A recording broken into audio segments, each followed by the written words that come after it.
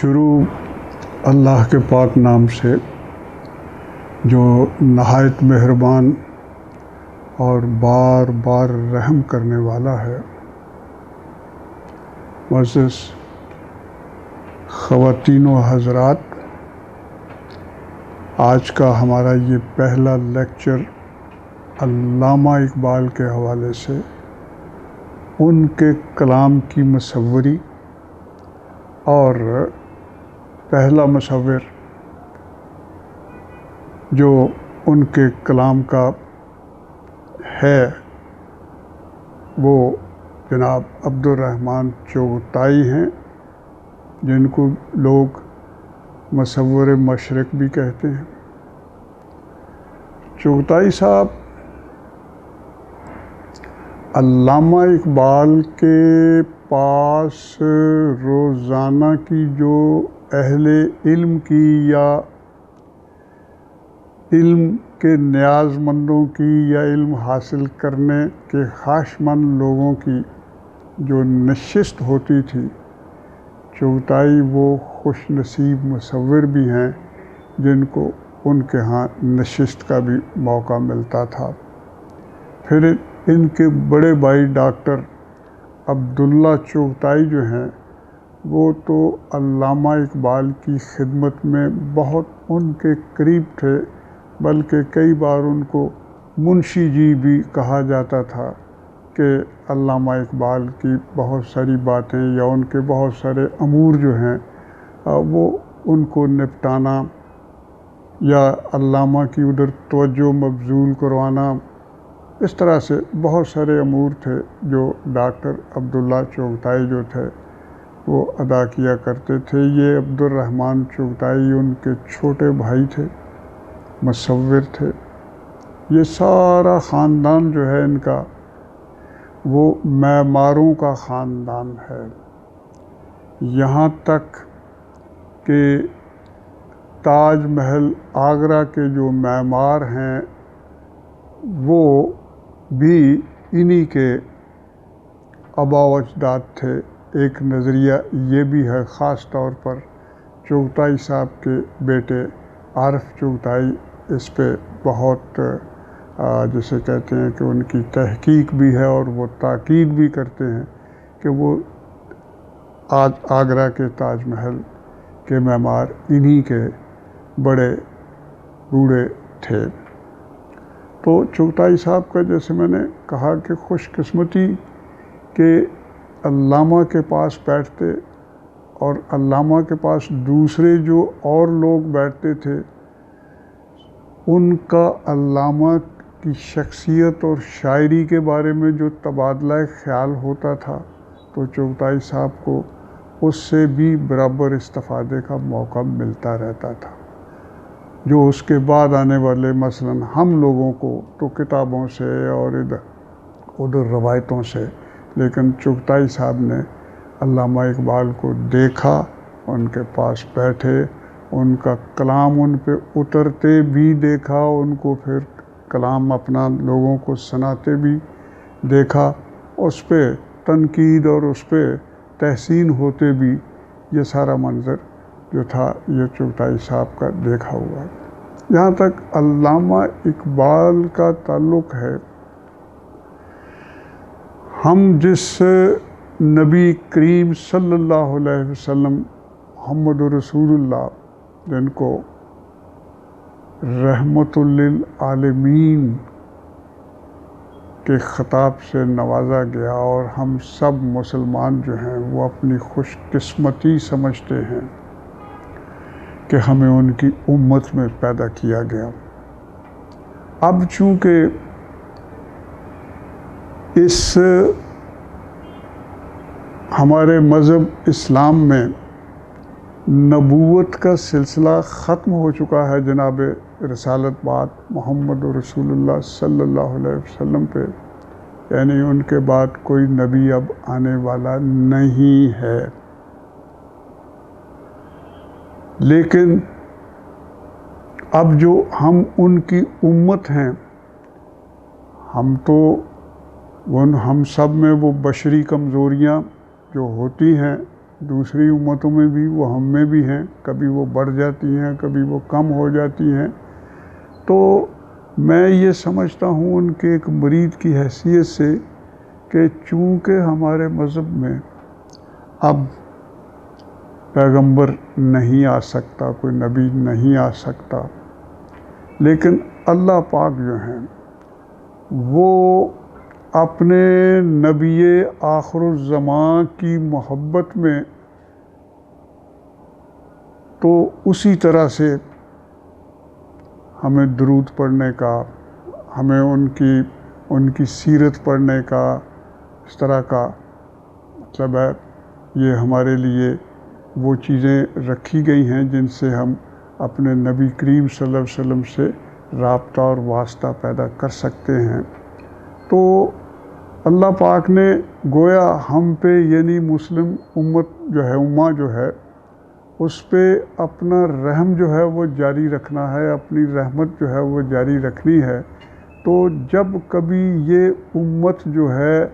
یہ راستے سے کچھ دوسرا راستہ اختیار کر لیتی ہے یا کرنے کی کوشش کرتی ہے یا کسی دنیاوی بحران کا شکار ہو کے اس کے اندر کوئی اس طرح کا ماحول پیدا ہوتا ہے جس کو ہم گمراہی کہتے ہیں، تو پھر اللہ پاک کی رحمت جو ہے وہ جوش میں آتی ہے اور پھر اللہ پاک اس امت کے اندر علامہ اقبال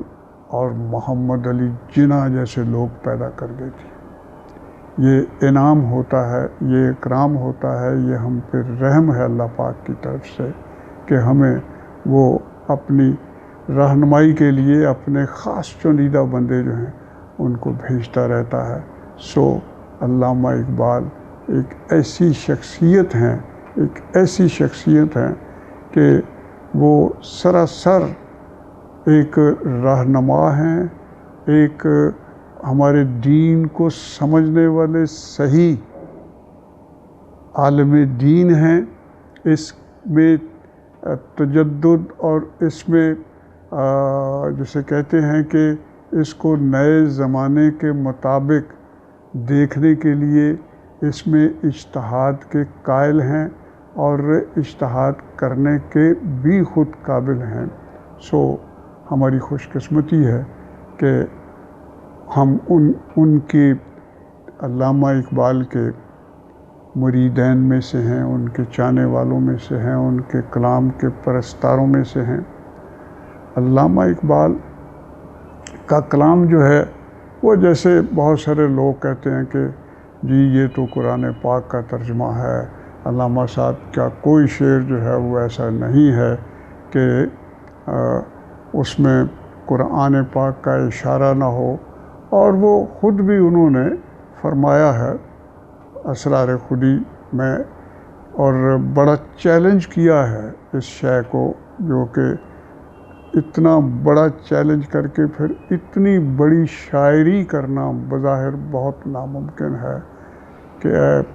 پروردگار اگر میری اس شاعری میں کوئی ایسی بات ہو جو تیرے اور تیرے نبی کے ارشادات سے کے خلاف ہو تو پھر خشک گرداں آب در انگور من، زہر ریز اندر مے کافور من، اور بے نصیب بوسائے پاکن مرا، روز محشر خار و رسوا کن مرا، بے نصیب بوسائے پاکن مرا۔ اتنی بڑی شرط، اتنی بڑی قید اپنے اوپر لگا کے پھر شاعری، تو میں یہ سمجھتا ہوں کہ یہ علامہ ہی کر سکتے تھے، اور ان کو یہ کرنے کا خدا نے خاص ملکہ عطا کیا ہوا تھا۔ میں تھوڑا سا اس میں خواتین و حضرات اپنا تعارف کہ میں علامہ اقبال کی طرف کیسے مائل ہوا، اس میں نمبر ایک تو بہت بڑی بات کہ علامہ اقبال جو ہیں وہ سیالکوٹ میں پیدا ہوئے اور یہ خاکسار بھی سیالکوٹ میں پیدا ہوا۔ یہ تو ایک ایسی نسبت ہے یہ بہت سارے لوگوں کو یہ حاصل ہے، لیکن علامہ اقبال کے نام پہ جو 1938 میں ان کی وفات کے بعد جو پہلا اسکول قائم ہوا، میں اس کا طالب علم رہا ہوں۔ اس اسکول کا نام علامہ اقبال میموریل ہائی اسکول ہے۔ یہ سیالکوٹ شہر سے 2 میل کے فاصلے پہ، یہی ایئرپورٹ روڈ پہ، جو پرانی کلووال روڈ ہوتی تھی اب وہ ایئرپورٹ روڈ ہے، اس پہ واقع ہے۔ اس اسکول کے اندر جیسے میں نے کہا کہ چونکہ یہ علامہ اقبال سے اس کی نسبت یا اس کا نام ان کے نام پہ رکھا گیا،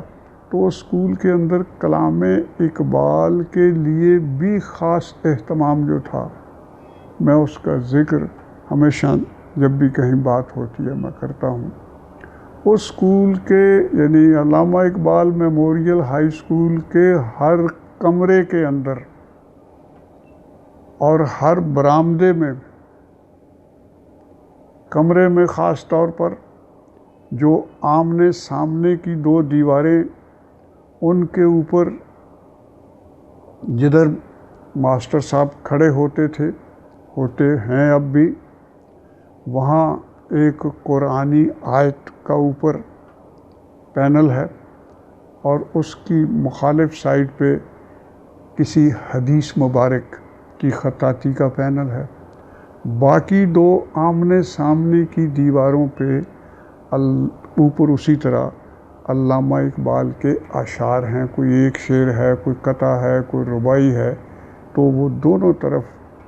علامہ کے اشعار ہیں۔ اور یہی اہتمام جو اس اسکول کے برآمدے ہیں ان کے اندر بھی جا بجا یہ اہتمام کیا گیا ہے کہ کلام اقبال جو ہے وہ خوبصورت خطاطی میں اس کے پینلز جو ہیں وہ لگائے گئے ہیں۔ اس کا جو فائدہ ہے وہ یہ ہے کہ اس اسکول میں جو بچہ 6 سال یعنی میٹرک تک، وہ ہائی اسکول ہے جو میٹرک تک اس میں پڑھ لیتا ہے، 6 سال کا عرصہ گزار لیتا ہے، وہ روزانہ وہاں بیٹھنے، اٹھنے، دیکھنے، نظر دوڑانے کے فیض سے علامہ اقبال کے بہت سارے اشعار جو ہیں ان کو اس کو زبانی یاد ہو جاتے ہیں۔ اور پھر اس زمانے میں جو اس کا میٹرک تک کا اس کی عمر کا جو اس عمر میں جو چیز آدمی کو یاد ہو جاتی ہے وہ آئندہ زندگی میں اس کی شخصیت کا حصہ بن جاتی ہے۔ تو وہاں جو جتنے بھی لوگ بچے وہ سب، اور پھر یہ ہوتا ہے کہ تقریباً 15 دن بعد اس میں بیت بازی کا مقابلہ ہوتا ہے اس اسکول کے اندر، اور پھر یہ ہے کہ وہ اس کے طلباء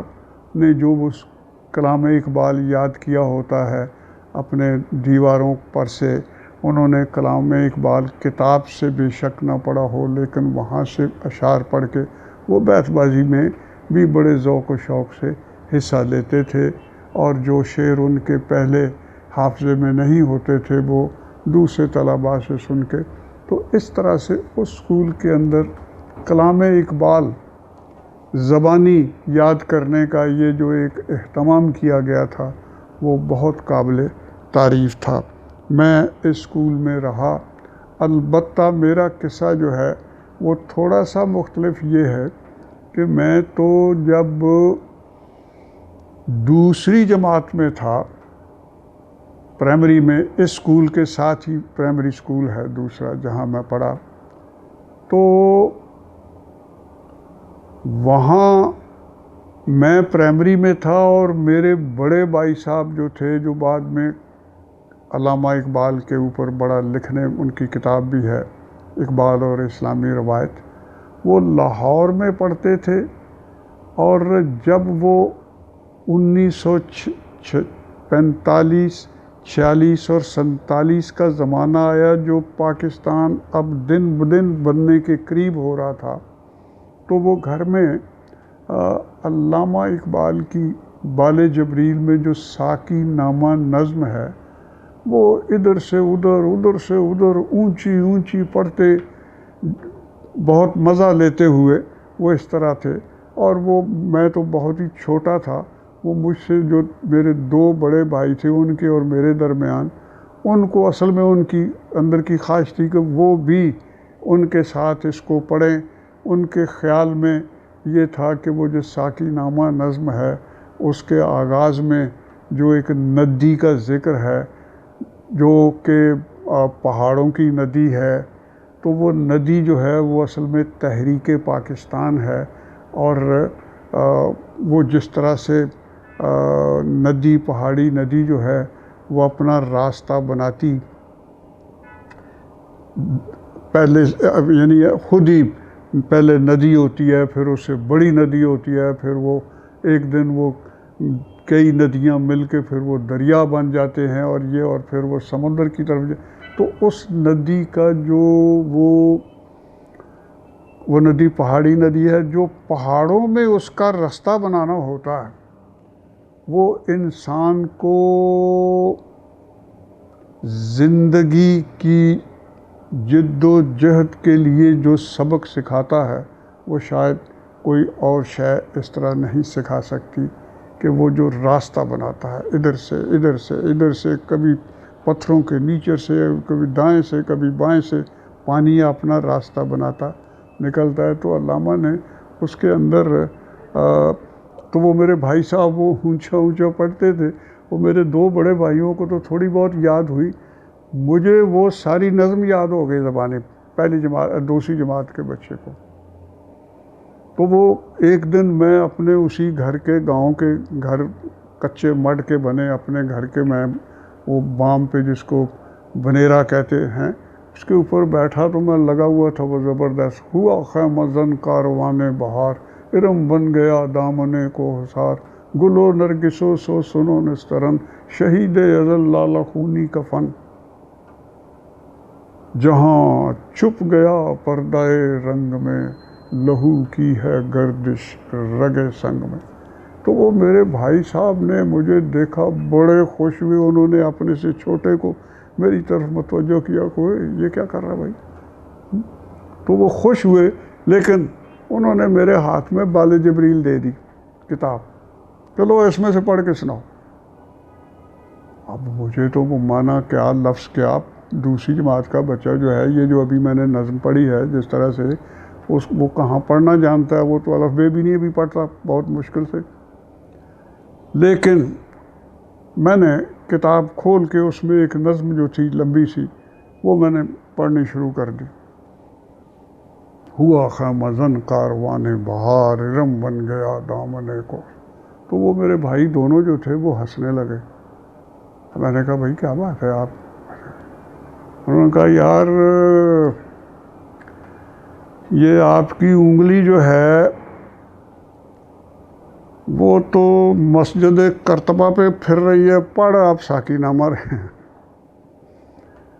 یعنی مطلب یہ ہے کہ مجھے الفاظ کی ابھی پہچان نہیں تھی. یہ جب مجھے یاد ہو گئی، یاد کس طرح گیت کے طور پر، موسیقی کے طور پر، سبق کے طور پر یاد نہیں ہوئی تھی کہ مجھے تو وہ اس کے الفاظ نہیں آتے تھے. تو بہرحال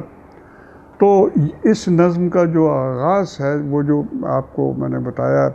کہ وہ جوئے کوہستاں اچکتی ہوئی اٹکتی لچکتی سرکتی ہوئی اچھلتی پھسلتی سنبھلتی ہوئی بڑے پیچ کھا کر نکلتی ہوئی، رکے جب تو سل چیر دیتی ہے یہ، پہاڑوں کے دل چیر دیتی ہے یہ. ذرا دیکھ ہے ساقیے لالہ فام، سناتی ہے یہ زندگی کا پیام. تو اس کے اندر جو وہ پہاڑی ندی رستہ بنا رہی ہے، وہ تحریک پاکستان بھی اسی طرح سے اپنے آگے آنے والی ہر رکاوٹ جو ہے اس کو دور کرتے. وہ ہندو کی رکاوٹ تھی، وہ انگریز کی رکاوٹ تھی، خود مسلمانوں کی اس کے اندر رکاوٹ تھی. تو اس نے پہاڑی ندی کی طرح اپنے رستے میں آنے والے ہر پتھر کو، ہر سل کو چیر کے اپنا راستہ بنا لیا، پاکستان بن گیا، پاکستان زندہ باد۔ 1960 میں نے لاہور کے کمرشل آرٹ کی دنیا میں قدم رکھا۔ جیسے میں نے کہا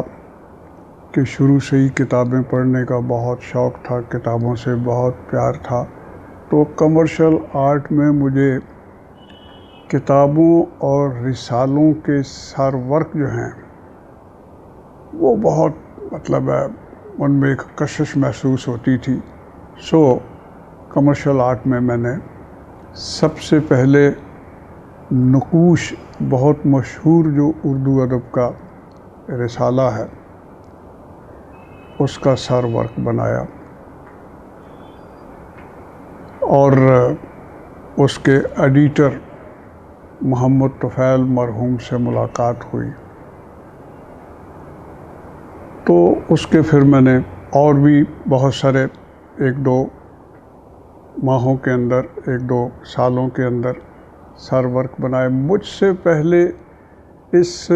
رسالے کے سر ورک جو ہیں وہ عبدالرحمن چغتائی بناتے تھے، آذر زوبی بناتے تھے، انور جمال شمزہ بناتے تھے، اور جالی ایک اور بہت اچھا پینٹر اور کمرشل آرٹسٹ، وہ بھی اس کے سر ورک بناتے رہے تھے۔ میرا چوتھا شاید سر ورک تھا جس پہ مجھے چغتائی صاحب کی داد وصول ہوئی کہ انہوں نے نقوش کے حوالے سے کہ جی فلاں پرچے کا ٹائٹل جو ہے اس میں وہ جو مصور ہے، انہوں نے میرا نام جو اس وقت میں نے لکھا ہوگا وہ میرا صحیح نام انہوں نے نہیں، وہ اسلم اکمل کے نام سے انہوں نے آگے بہت تعریف اور بڑی ایک پیشن گوئی خوشگوار کی ہوئی تھی۔ چغتائی صاحب جو ہیں ان کا ویسے آرٹ جو ہے وہ تو ہم شروع سے، وہ ایک ماہ نو پرچہ آج بھی ہے گورنمنٹ کا، منسٹری آف انفارمیشن کا، اس میں وہ کبھی کبھی اس طرح کی چیزیں، فوٹوگرافس اور آرٹسٹوں کے فن پارے کبھی کبھی شائع کرتا تھا، تو اس میں چغتائی صاحب کا آرٹ جو ہے اس کے بھی اس میں شاہ پارے ہماری نظر سے گزرتے تھے۔ اب جو وہ ان کی طرف سے داد ملی تو وہ میں سمجھتا ہوں کہ مجھے وہ بھی میری شخصیت کی تعمیر میں اس کا بھی بڑا حصہ ہے۔ تو یہ ہوتے ہوتے ہوتے ایسے ہوا کہ چغتائی صاحب جو علامہ اقبال کے پاس بیٹھتے تھے، تو ان کی جو پہلی کتاب چغتائی صاحب کی چھپی وہ دیوان غالب کے اشعار تھے، اور اس کا نام مرقع چغتائی ہے۔ اس کا دیباچہ جو ہے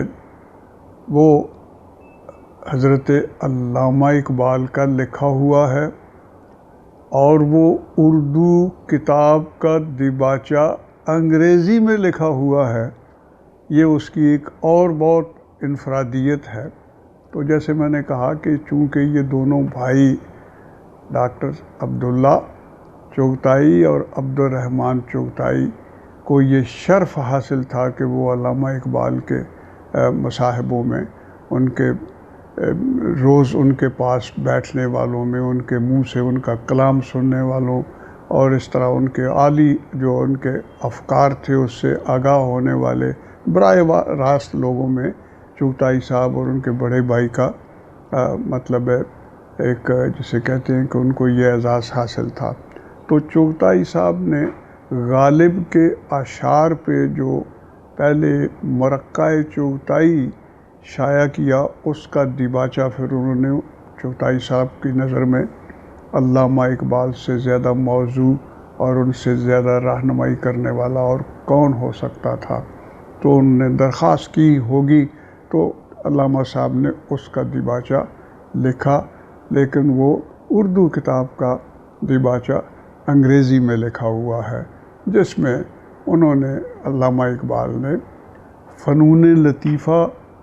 کے بارے میں اپنا نظریہ جو ہے اس کی وضاحت کی ہے کہ وہ کہتے ہیں کہ وہ فن جو نیند آور ہو، جو زندگی میں ٹھہراؤ پیدا کرتا ہو، وہ قوموں کے لیے سود مند نہیں ہوتا۔ وہ فن جو انسان کو مشکلات کے مقابلے پہ ابھارتا ہو،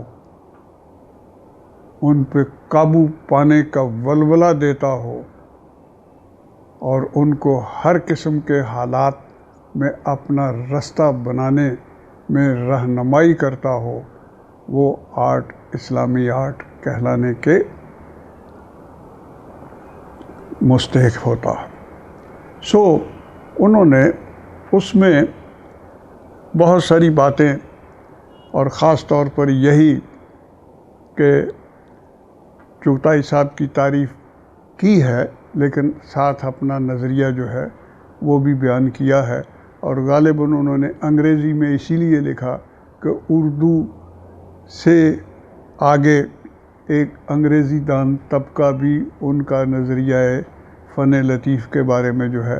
اس سے آگاہی حاصل کر سکیں۔ تو چغتائی، یہ 1928 کی بات ہے جب چغتائی صاحب نے وہ مرقع شائع کیا، اور اقبال نے،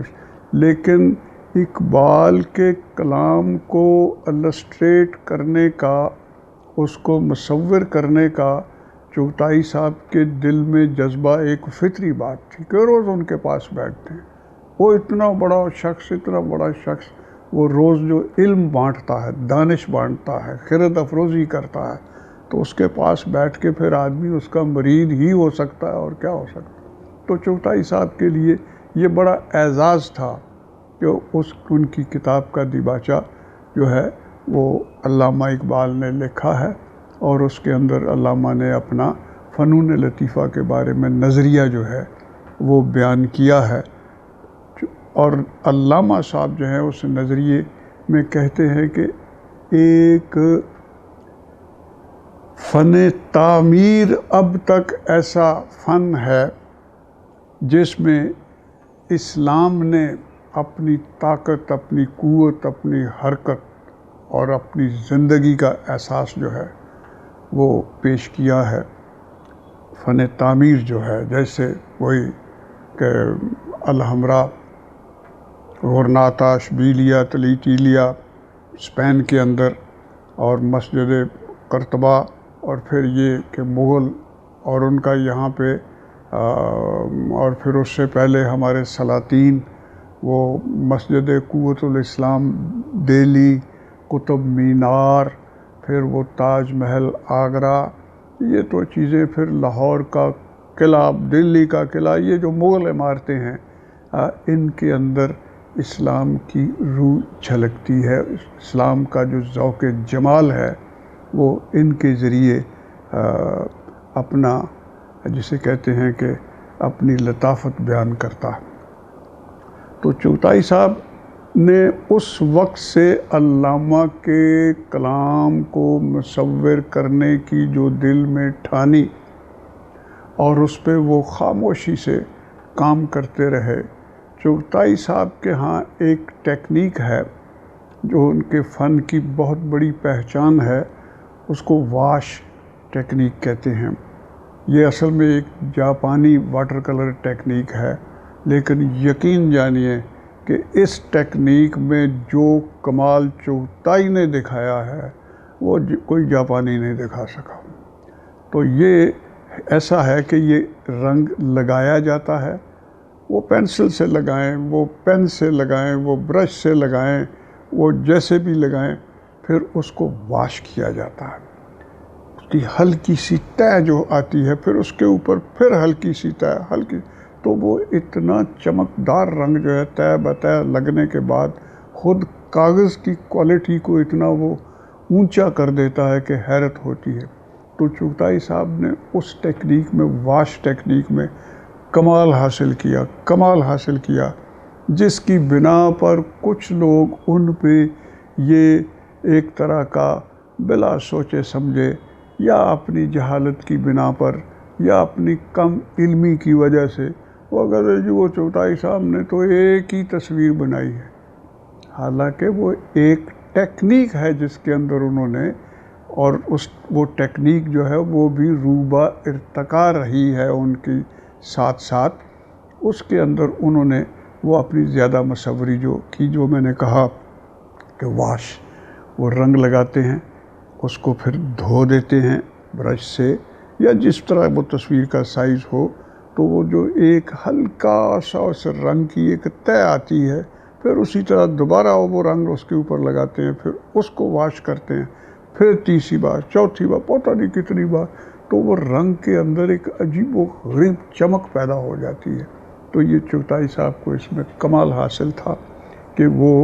اس واش ٹیکنیک میں ان کی تصویریں ساری مصوری تقریباً جو ہے ان کی وہ اسی واش ٹیکنیک میں ہے، اس میں پھر ان کی لائن، لکیر، خط جس کو ہم کہتے ہیں، اس کے ہاں اتنی نفاست ہے، اتنی روانی ہے کہ سبحان اللہ۔ پھر وہ جو اس کے اندر جو رنگوں کے چھوٹے چھوٹے رقبے یا بڑے سے بڑے رقبے زیورات کی صورت میں، نقش و نگار کی صورت میں، وہ جس طرح سے ان کو اچیو کرتے ہیں، جس طرح ان کو ڈیولپ کر کے تو ان کو ایک طرح کا اپنے اس فن کا جادو جگاتے ہیں، وہ کسی اور مصور کے ہاں اس طرح کا معجزہ نہیں ہے۔ یہ چغتائی صاحب کا کمال ہے کہ وہ اپنی اس مصوری میں انہوں نے اس واش ٹیکنیک کو اتنے اعلیٰ درجے پہ استعمال کیا ہے۔ خواتین و حضرات، چغتائی آرٹ خود اسی ٹیکنیک کی، اسی نفاست، لطافت کی بنا پر ایک طرح سے حسن کا استعارہ بن گیا تھا۔ شاید آج تو وہ نہ ہو، لیکن وہی کوئی 40 سال پہلے تک کسی بھی خوبصورت چیز کو لوگ اس کی خوبصورتی کی انتہا بیان کرنا چاہتے تھے۔ مثلاً کوئی حسینہ اس کے حسن کی کوئی اس کا عاشق یا اس کا دیکھنے والا، چاہنے والا تھا، کہتا جی وہ تو چغتائی آرٹ کا نمونہ ہے۔ یہ ایک استعارہ استعمال کیا جاتا تھا کہ ہر حسین، خاص طور پر عورت کو، کہ جہاں انسان سمجھے کہ الفاظ اس کا ساتھ اس کے حسن کو بیان کرنے میں نہیں دے سکتے، تو وہ لوگ کہتے ہیں جی وہ تو چغتائی آرٹ کا نمونہ ہے۔ لمبی لمبی آنکھیں، بڑی ایک تیز دھار، ایک اس کی ناک، پیشانی چمکدار اور سیدھی، پھر اس کی زلفیں، اور اس کے بعد اس کے پہناوے، اس کے کانوں کے زیور، اس کے باہوں کے، ہاتھوں کے زیور، اس کا جو لباس ہے، لبادہ ہے، اس کے اوپر جو نقش و نگار، سبحان اللہ۔ چغتائی صاحب اسی لیے وہ ایک جمال پرور مصور ہیں۔ ان کے ہاں ٹھیک ہے کہ جمال ہی جمال ہے، لیکن کہیں کہیں وہ جلال بھی ہے، لیکن وہ جلال جو ہے اصل میں اس کا بھی سارا مزاج جو ہے وہ جلال کا سارا مزاج بھی جمالی ہے۔ یہ چغتائی صاحب کے اپنی نیچر کا شاید ایک تقاضا تھا کہ ان کے ہاں جو جمال ہے اسی میں ان کا جلال بھی نمو پاتا ہے، اور اس طرح سے وہ اپنی جلالی کیفیات جو ہیں ان کو اپنے ناظر پہ منکشف کرتا ہے۔ تو چغتائی صاحب کے یہ سارے سلسلے کہ وہ اندر خانے جو اقبال کے کلام کو 1928 سے لے کر 1960 تک، یعنی مزید 30 سال وہ اندر ہی اندر علامہ اقبال کو پینٹ کرتے رہے، جس کا کچھ علم ان کے بھائی بڑے بھائی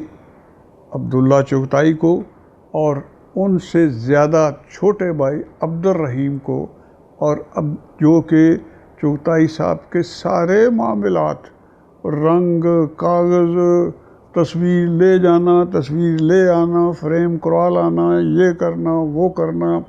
یہ کچھ یہ عبد الرحیم ان کے چھوٹے بھائی جو تھے وہ کرتے تھے، بلکہ ان کے چھوٹے بھائی وہی عبد الرحیم جو ہیں اس سے بہت سارے اہل علم اور اہل فن جو ہیں وہ ایک طرح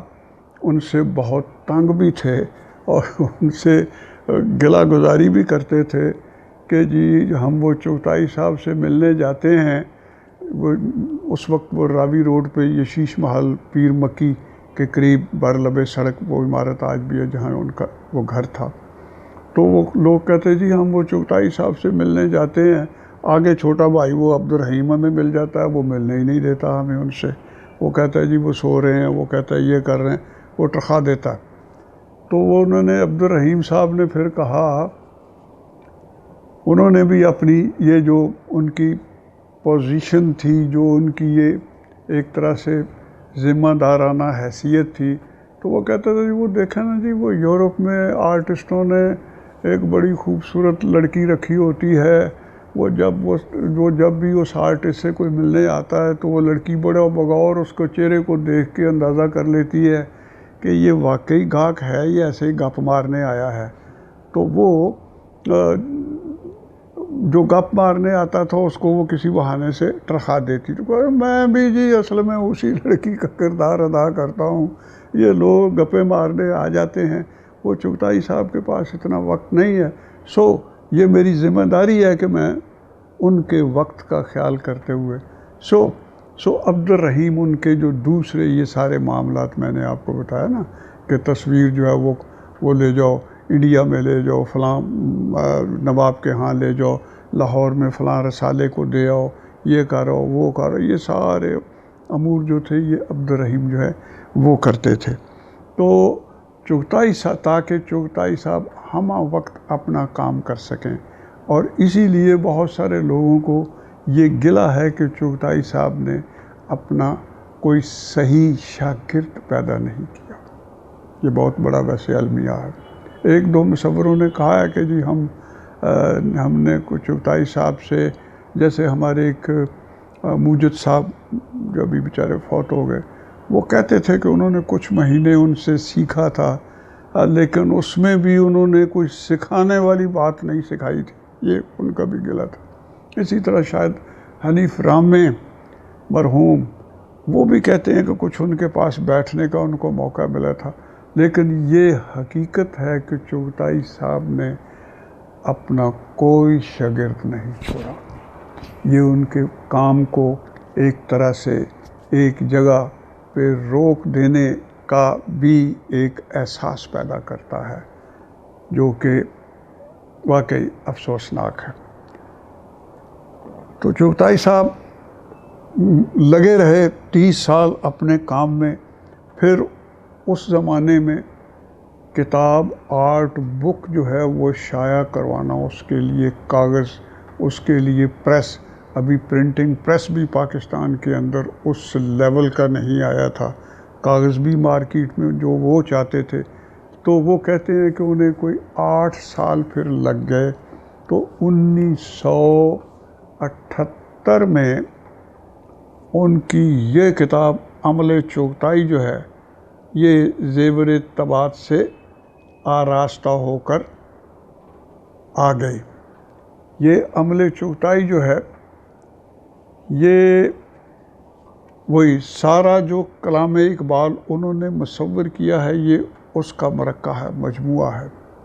اس کتاب پہ اس وقت کے ہمارے صدر ایوب نے ان کو 1,00,000 روپیہ نقد انعام دیا تھا، یہ 60s میں اور وہی 68 میں بہت بڑی رقم تھی، اور چغتائی صاحب پہلے مصور تھے جن کو اس ملک کا صدر جو ہے وہ ان کے گھر میں ملنے گیا، یہ بھی بہت بڑا اعزاز تھا چغتائی۔ پھر اسی طرح چغتائی صاحب کی تصویریں UN میں بھی گئیں، ادھر بھی گئیں ادھر بھی گئیں، وہ پاکستان کے ٹکٹوں پہ، پاکستان کی کرنسی پہ وہ ایک واقعی ایک نیشنل پینٹر کے مرتبے پہ فائز رہے ہیں۔ اسی لیے اس صدر ایوب نے ان کا بہت مطلب ہے احترام کیا۔ تو اس کتاب کے اندر جتنی تصویریں ہیں ان کی نمائش یہ ساتھ ہی الحمرا آرٹس کونسل،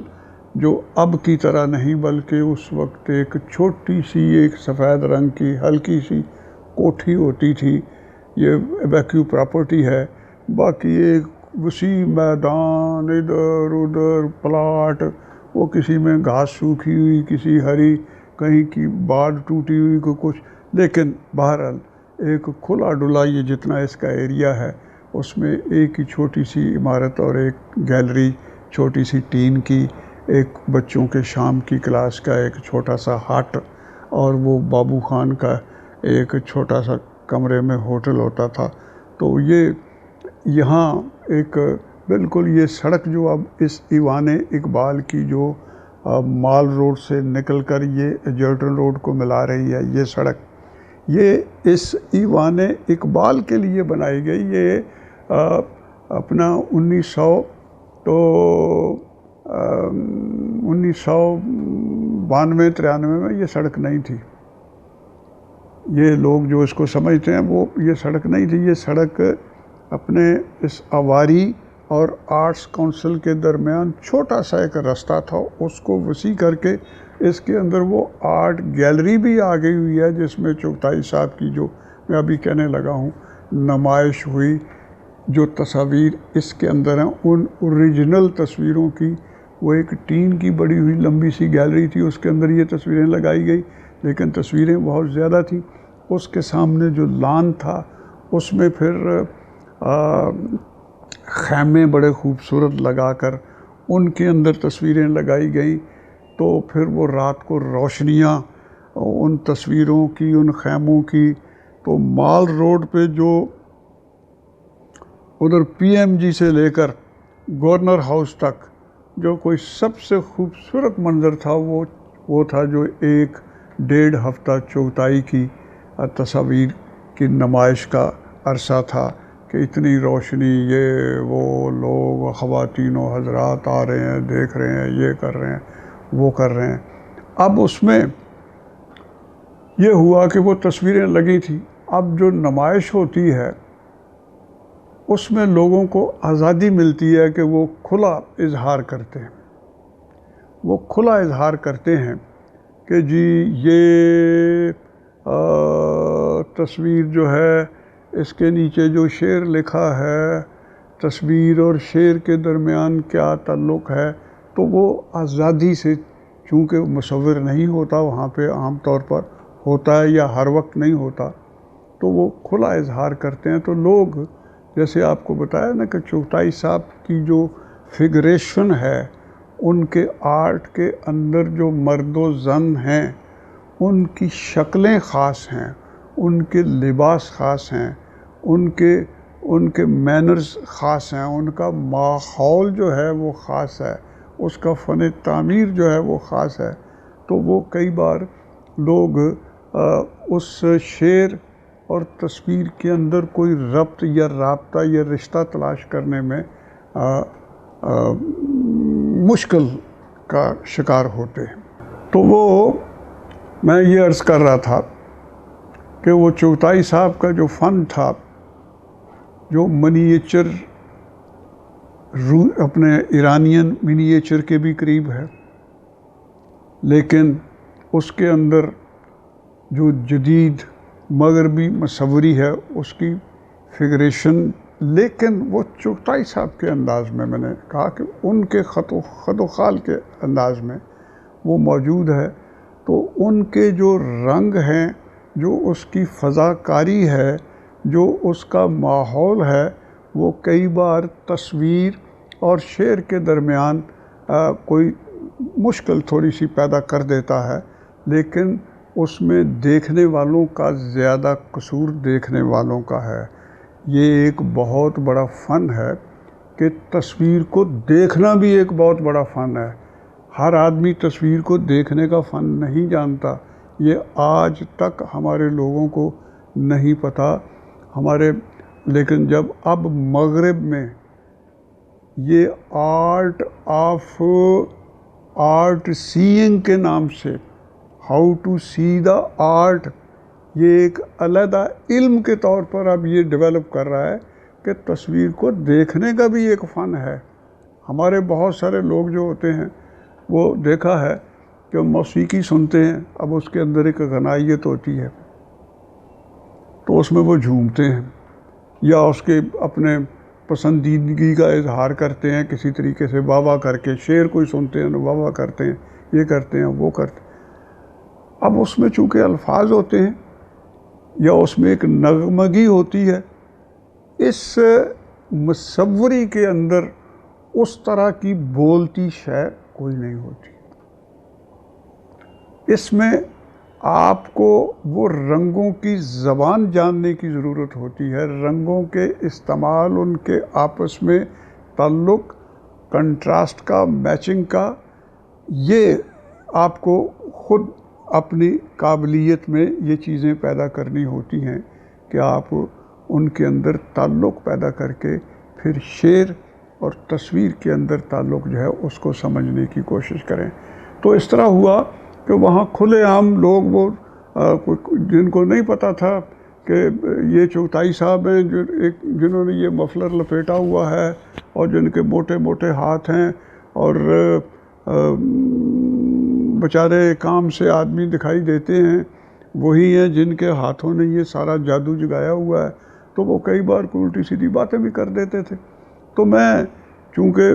اسی الحمرا آرٹس کونسل کی شام کی کلاس میں پڑھتا تھا، تو میں اس نمائش میں اب میں گھوم رہا تھا، تو میں نے اس طرح کی فضول گفتگو کرتے کچھ لوگوں کو دیکھا، تو میں نے ان کے پاس چلا گیا، میں نے کہا دیکھیں ادھر آئیں، میری بات سنیں، آپ کو اس شعر اور اس تصویر میں رشتہ نظر نہیں آ رہا، میں آپ سے عرض کرتا ہوں۔ تو وہ میں نے بیان کرنا شروع کر دیا کہ دیکھیں اس کے رنگ دیکھیں، اس تصویر کے رنگ دیکھیں، اس شعر کی زبان دیکھیں، اس شعر میں جو حسن کی بندش ہے، اسی طرح تصویر میں رنگوں کی جو بندش ہے، خطوں کی جو بندش ہے، اس کو آپ دیکھ کے پھر ان میں رشتہ تلاش کرنے۔ تو میں اس طرح سے اب وہ ہوتے وہ میرے پیچھے میرے خیال میں کوئی 40-50 لوگ اب وہ میرا لیکچر یا میری وہ بات وہ سننے کے لیے وہ میرے اب پیچھے۔ اب اتفاق یہ ہوا کہ میں نے محسوس کیا کہ میرے دانے کادے پہ ایک اچھا بھاری ہاتھ یوں کر کے جیسے پڑا۔ میں نے یوں دیکھا تو وہ چغتائی صاحب تھے، اور میں بھی ڈر گیا، کہنے لگے بیٹا جاری رکھو۔ اب میرے لیے بھی بولنا مشکل ہو گیا کہ چغتائی صاحب ہوں، میں کیا بولوں، لیکن وہ مجھے اب باقاعدہ تھپکی دے، بیٹا بولتے جاؤ، شاباش۔ پھر انہوں نے بعد میں مجھے کہا بیٹا تم روز آیا کرو یہاں، میں نہیں آ سکتا ہوں، بوڑھا ہوں، تم روز آیا کرو۔ میں نے کہا جی بہتر۔ تو میں واقعی مجھے یہ خوشی ہے کہ میں پورے دن ویسے بھی آرٹس کونسل میں جاتا تھا، تو اب میں خاص طور پر اس کے اندر چکر لگاتا تھا، تو جو لوگ کوئی دقت محسوس کر رہے ہوتے تھے میں ان کے سامنے پریچ کرتا تھا، ٹیچ کرتا تھا۔ تو یہ ہوا۔ اب اس میں یہی ہوا کہ اس زمانے میں کتاب یہ جو میں نے ابھی کہی، اس کو سال کی بہترین خوبصورت کتاب کا بھی انعام دیا گیا۔ وہ کس نے دیا؟ وہ ایک نیشنل بک سینٹر ہوتا تھا، ابن انشاء اس کے ڈائریکٹر تھے، لاہور میں سید قاسم محمود اس کے ڈپٹی ڈائریکٹر تھے، اور وہ ایک رسالہ نکالتے تھے کتاب، جو کتاب انڈسٹری کے بارے میں کہ جلد کیا ہوتی ہے، خطاطی کیا ہوتی ہے، یہ کیا ہوتا ہے، یہ ساری انفارمیشن وہ یورپی رسالوں سے اس طرح کا علم جو تھا کتاب کے بارے میں وہ اس میں مشورے دیتے رہتے تھے. انہوں نے تو اس زمانے میں وہ کتاب رسالہ وہی آج جو نیشنل بک فاؤنڈیشن جو اب بہت بڑا ادارہ ہے اسلام آباد میں، جس نے میری بھی کیلی گرافی وغیرہ کی کتابیں چھاپی ہیں، وہ کتاب اب بھی رسالہ وہاں سے شائع ہوتا ہے. تو اس کتاب رسالے کے لیے اس وقت محسوس کیا گیا کہ چغتائی صاحب کا انٹرویو جو ہے وہ شائع کیا جائے تاکہ وہ اپنی تصویروں کے بارے میں لوگوں کو علم دیں، لوگوں کو شناسائی دیں. تو ہم ان کے گھر میں گئے، وہی شیش محل راوی روڈ پہ میں اور سید قاسم محمود، یہ انہوں نے قاسم محمود صاحب نے پہلے لے رکھا تھا، اور ستار طاہر ایک بہت اچھا فکشن پہ کام کرنے والے ہمارے دوست،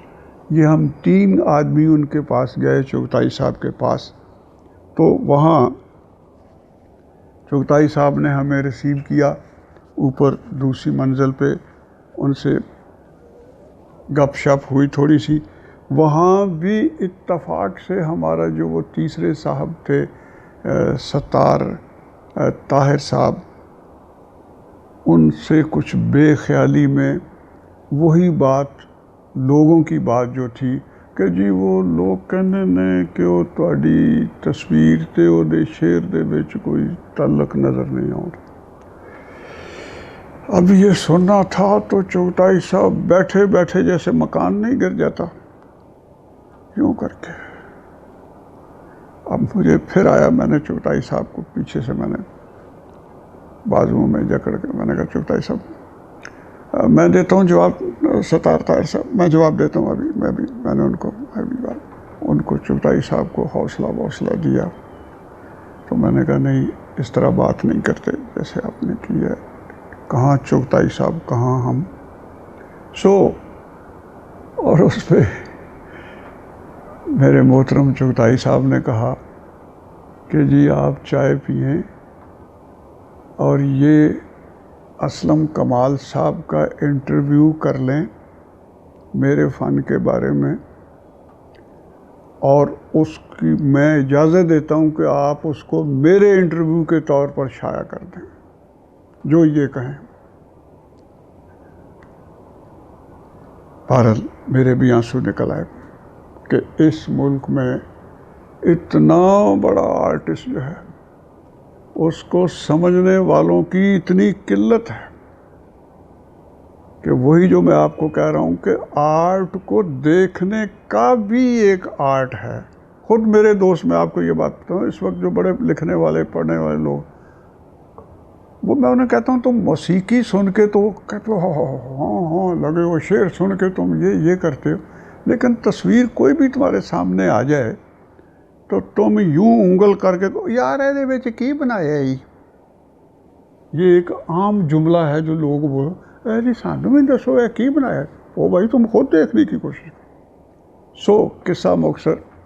وہ چغتائی صاحب والا ہم نے انٹرویو کیا. اب ان کو انٹرویو والا رسالہ بھیجا تو انہوں نے سید قاسم محمود، اب یہ روداد بھی چھپی ہوئی ہے، تو انہوں نے قاسم محمود صاحب کو کہا بھی بہت اچھا، میرا انٹرویو بہت ہی اچھا ہے، یہ ہے وہ ہے. اچھا یہ بتاؤ قاسم محمود، یہ جو اس بار آپ نے اپنے اس کتاب رسالے کے اوپر سر ورک یہ مجھ سے کب بنوایا تھا؟ تو سید قاسم محمود نے کہا سر یہ آپ کا بنایا ہوا نہیں ہے، یہ آپ کے ایک پرستار جس طرح اردو کے یا کسی بڑے شاعر کو کوئی چھوٹا شاعر خراج تحسین پیش کرتا ہے منظوم نظم کے ذریعے، اسی طرح یہ آپ کے پرستار اسلم کمال نے آپ کو مصور خراج پیش کیا ہے. تو یہ بھی چغتائی صاحب کے ساتھ ان جو تعلقات ہیں، تو یہ اب اس سے ہمیں کہ وہ کتنے بڑے آدمی تھے کہ کس طرح زمانہ جو تھا اس کے ہاں یہ جمالیات کا جو ایک اس کی جو ایک کمی ہے وہ ہمیں ان کے ناظرین میں نظر آتی ہے جو افسوسناک ہے۔ آج چغتائی کو سارے سمجھتے ہیں، یہ میں خوشخبری آپ کو سنا رہا ہوں۔ آج چغتائی کو سارے لوگ سمجھتے ہیں، شعر اور اس کی تصویر کے اندر معنی جو ہے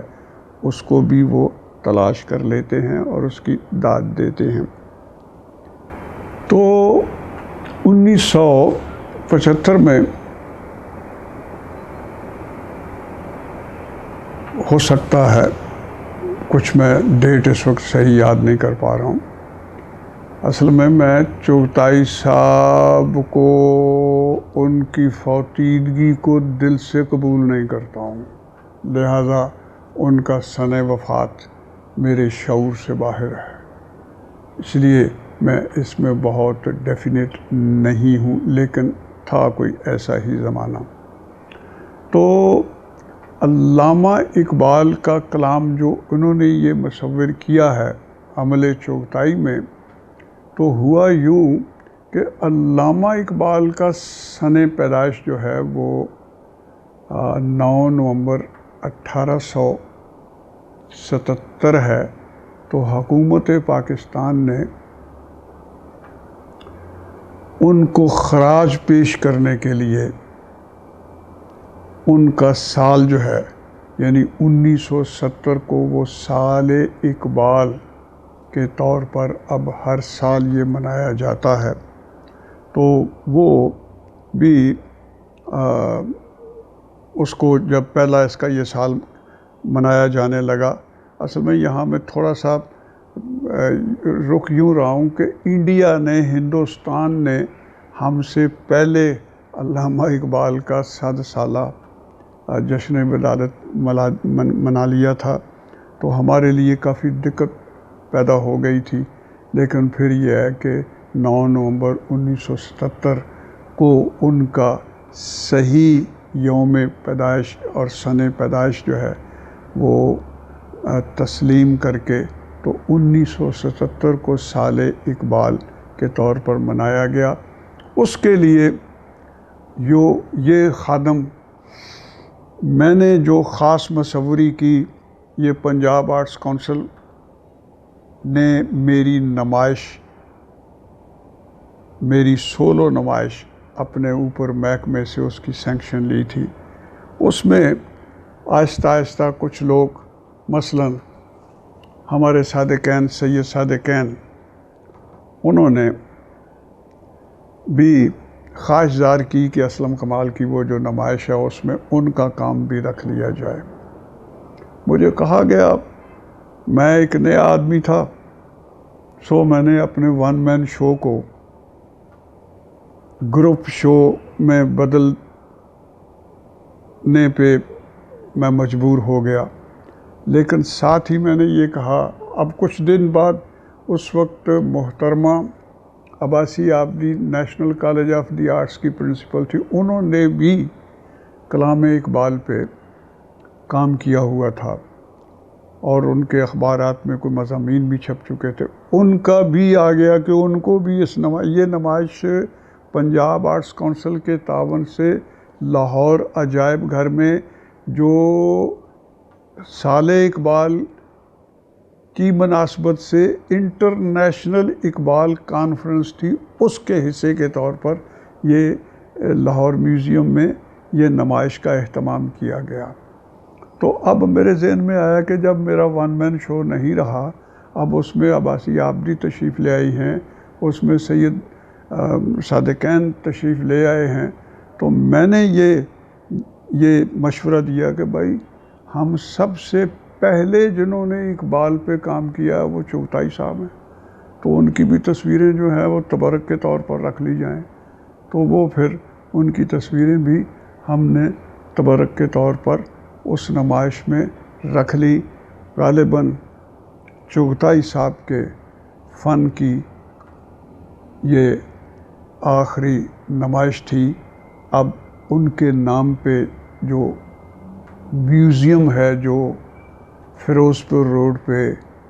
وہاں غالباً